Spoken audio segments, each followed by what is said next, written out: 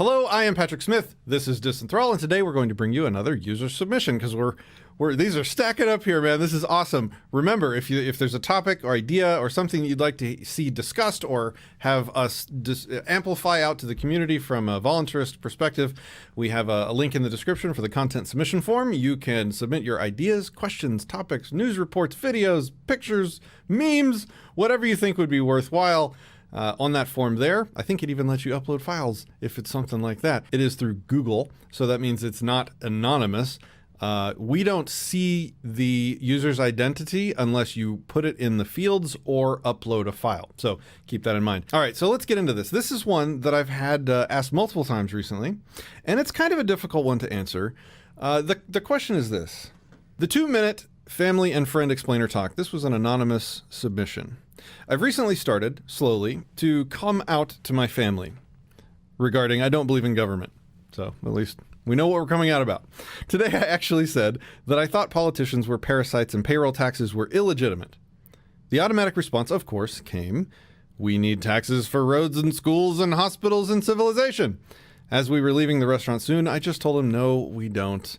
And this is a much bigger conversation. So the discussion ended there. So my question is this. What is your 2 or 3 minute explainer video, sans video, that could actually get them thinking on some level and yet not start a huge argument when there isn't much time? It's your expanded elevator pitch in essence that I'm looking for. So this is not easy for me to just make. I've been asked for my elevator pitch before, and I change it. It's different for every single person I'm talking to based on their personality and what I think their personal individual hangups, their sacred cows. What do I think that they depend on the existence of government for or would be scared to not have that they get from the government now? So it's really, I'm not sure how helpful this is going to be, but I'm going to try. So there's 2 sort of strategies that I really like.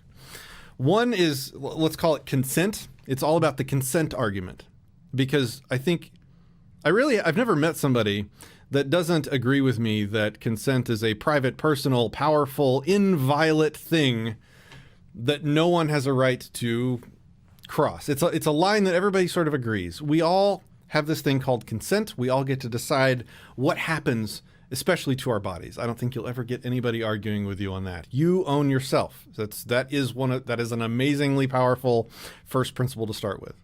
So if you have a discussion centered around, look, I own myself. You own yourself. Pretty sure you'll get an agreement on that. Most people would agree. And if they don't, that's a red flag and you have serious other issues that you probably either need to walk away from or get into more carefully. But most people would say, yeah, I own myself. You own yourself. Yeah, sure. And I believe that your consent is sacred and powerful and not something that anyone has the right to violate. I would never violate your consent. And I am never okay with other people violating mine. And again, you can generally get an agreement on that. And then you can maybe start with, well, and this is when it gets really customized, right? So it's easier if you keep it off of yourself and work off of them and where they're coming from and ask way more questions than make statements. So it's way less effective to talk about yourself and the ways that your consent is violated by the government, because that's not going to jump over or sneak under their mental barriers as easily as asking questions about what they, in this case, I would say, ask them what they don't consent to. Do you agree? I mean, the government takes taxes from you, right? All the time, constantly, every day, be it something as small as, a gallon of gas, all the way to, owning your house, your property taxes. Do you absolutely agree with everything the government does with your resources that it takes from you? And I can't say that no one would ever say, yeah, I agree to everything. I'm sure there's some asshole out there, but I've never met one. There's always somebody. And usually the more polarized they are in the R versus D dumb politic game, the more instantly they will readily have things ready for you.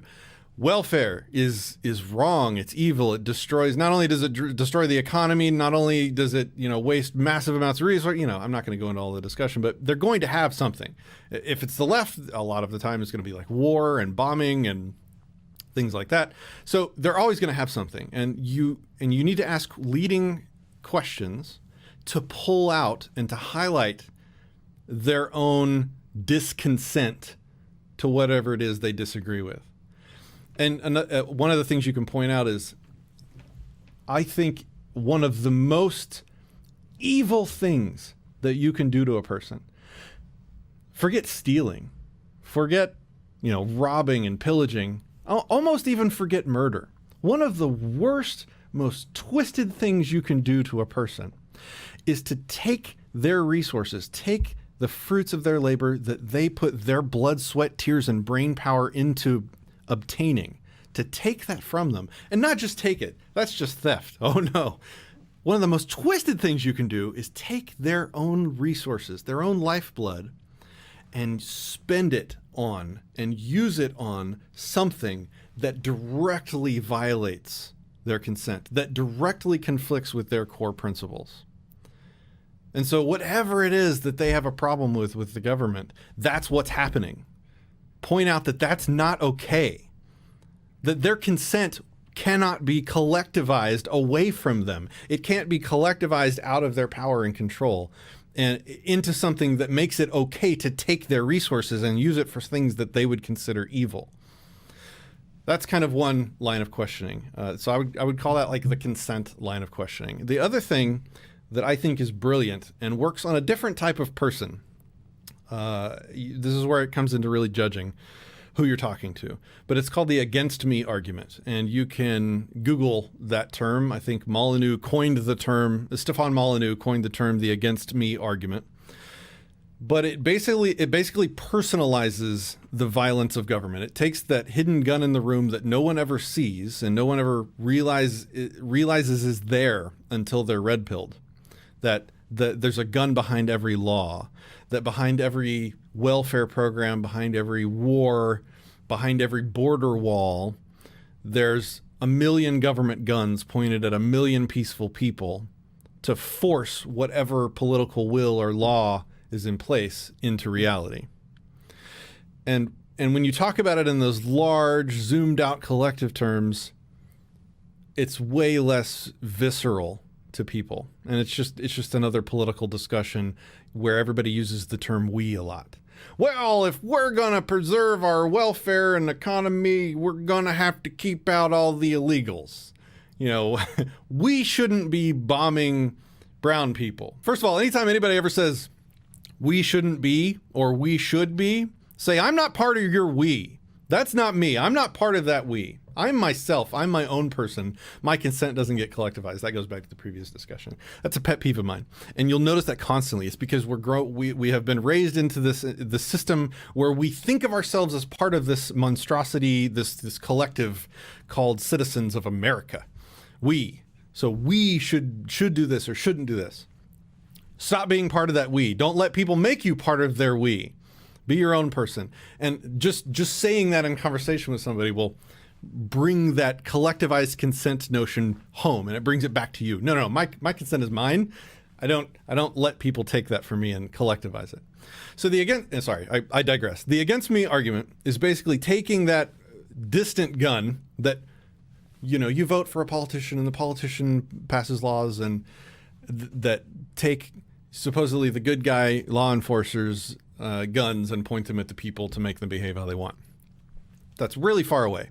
You want to take that gun and you want to make it a personal conflict between you and whoever you're talking to. And it's uncomfortable.